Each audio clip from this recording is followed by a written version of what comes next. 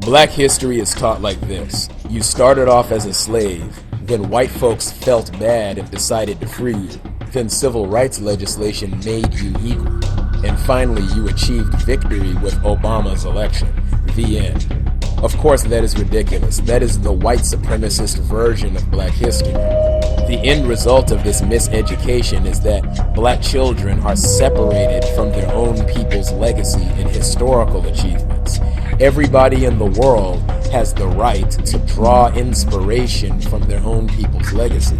And this right is robbed from black children because their history is actively hidden, distorted, and replaced with make-believe. For this video, we will carefully cover the facts on how black people became liberated from American chattel slavery. The miseducational system has taught us three gigantic myths about the freeing of the slaves. The first myth is that there was only some slave rebellions here and there, but not any kind of large-scale military resistance to slavery initiated and carried out by black men. The second myth is that any slaves who wanted freedom basically fled north to be granted freedom. The third myth is that the Civil War was the primary event that ended chattel slavery. The reality is that there was a series of battles, revolts, and rebellions that lasted from 1739 to 1858. This was the Gullah Wars. That is more than 100 years of warfare totally hidden from the American history books. A lot of this history was disguised as the Seminole Wars. First of all, the Seminoles were not a real Native American tribe. They were Native Americans allied with and often led by black Africans. Seminole literally means runaway. Maroon means fugitive. Gullah refers to the black Africans. The Emancipation Proclamation was a staged event, and it was designed to stop and historically hide the self-liberation process of Africans in America. Africans were brought into the Anglo-American New World Order, and many of these Africans maintained the goal to kill, crush, and destroy white supremacy. 1739, the Gullah War begins. Carolina was about to pass the Security Act, which would require whites to be armed more often to prevent a slave uprising. So the slaves decided that this was the time to strike. About 20 of them went to the local store, stocked up on guns and ammo, killed the shopkeeper, and began the Seminole Rebellion. The rebels marched, and as they marched, their following grew larger and larger. They chanted out liberty as they marched, chasing the slave owners, killing them, and burning their houses down. After the rebellion, South Carolina passed the Negro Act, which prevented a future rebellion by limiting the rights of the slaves. From that point in time until 1812, the Gullah were fighting continuous battles against the state militia in Florida. Spain was fighting against the American colonists for land in Florida. The Spanish started arming the Gullah and providing them with military training. The Gullah used this military equipment and training to defend their own free, independent black towns. The first black town in North America was called Garcia Real de Santa Teresa de Mose. It was built by the black man and officially recognized later by the Spanish Lieutenant General Montillano in 1738. This black town was a place that slaves could escape to have their own land and receive military training. 1814, Andrew Jackson defeated the Native American Creek Confederation. He imposed on them the Treaty of Fort Jackson, which basically stole their land. So Chief Sakafoka led thousands of his warriors to Florida and joined forces with the mighty Gullah Nation. The so-called Indian Wars were actually the Gullah Wars. General Thomas Jessup said, "Throughout my operations, I found the Negroes the most active and determined warriors, and during the conferences with the Indian chief, I ascertained that they exercised an almost controlling influence over them. This, you may be assured, is a Negro, not an Indian." 1816, the Battle of Negro Fort.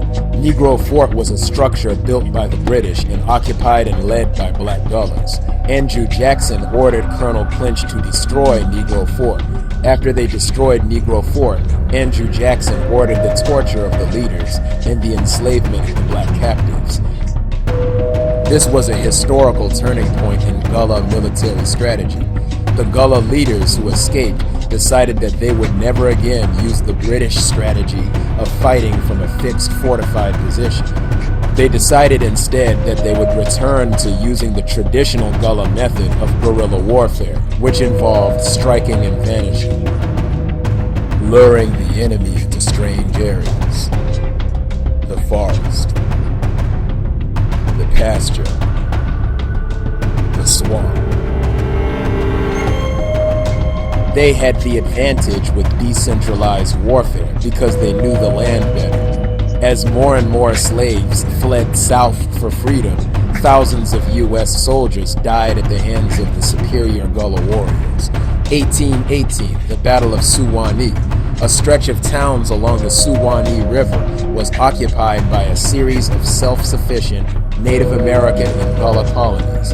Once again, General Andrew Jackson came to terrorize and invade them. The Gullah and the Native American warriors, allied in the swamps, inflicted heavy damage on the invading army.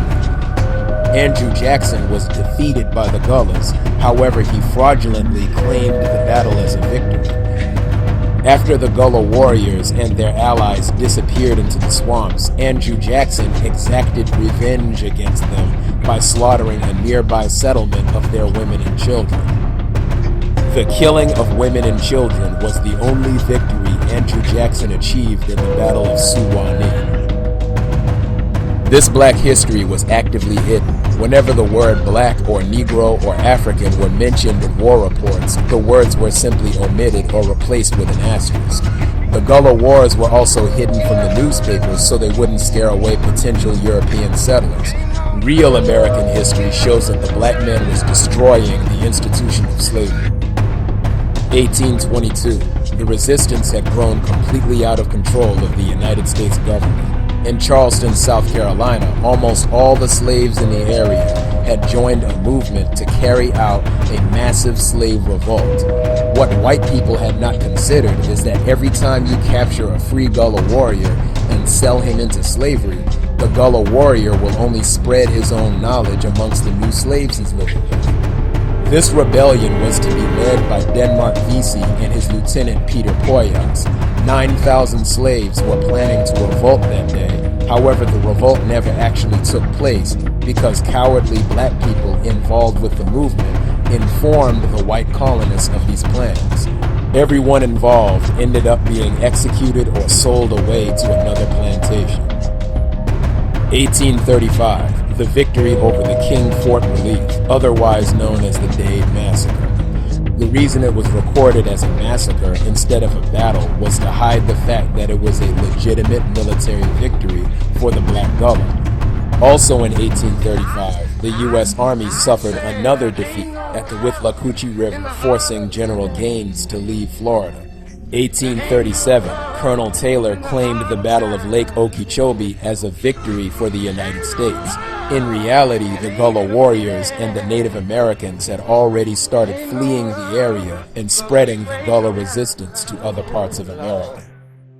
The real war that ended slavery was not the Civil War, it was the Gullah Wars. It was Native Americans and black Muslim Gullahs against the white Christian colonists. The so-called Civil War was carried out for elitist banking and business interests, and it also served as a formality, a ceremonial ending to chattel slavery. In reality, slavery ended in America because it couldn't be maintained against the constant guerrilla attacks, and the only way to stop those attacks was to make slavery illegal. The free black man would not tolerate slavery.